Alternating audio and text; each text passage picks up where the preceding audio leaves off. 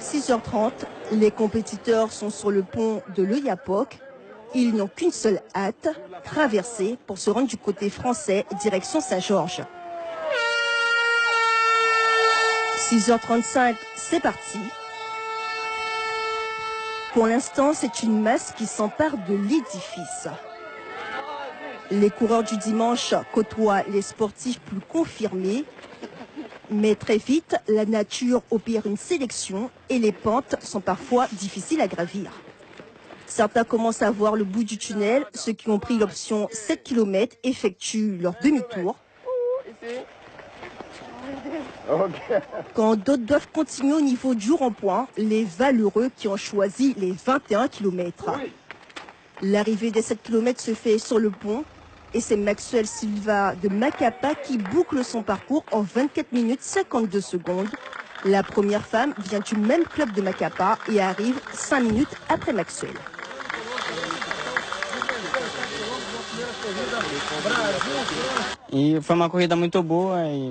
Ce fut une très belle course. Il y avait beaucoup de pentes, un parcours un peu difficile, mais j'ai beaucoup aimé l'épreuve sportive, car le public était varié, des personnes de France, du Brésil, une course vraiment très importante pour moi.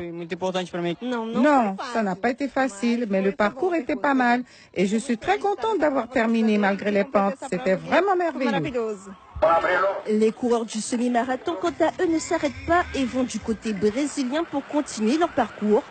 Le chemin est bien balisé par les policiers et par les pompiers. Le niveau est élevé. Le vainqueur de cette compétition, c'est Adelson Alves Rodriguez. Il s'effondre entre la pression et l'effort intense fourni. Il est fatigué, mais heureux.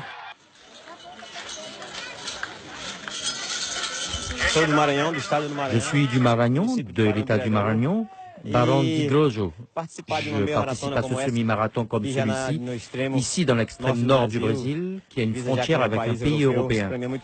C'est très important et je remercie vraiment celui qui est là-haut, Dieu, qui m'a donné la force de terminer un parcours comme celui-ci.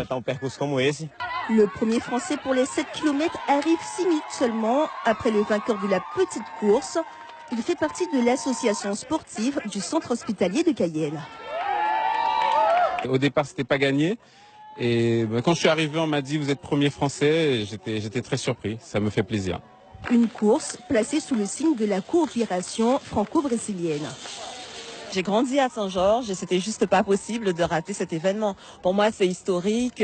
Un premier semi sur la frontière, fallait pas rater ça, quoi. C'est pas vraiment pour le temps ou quoi que ce soit, c'est vraiment pour l'ambiance et voilà, pour être là, quoi. C'est historique.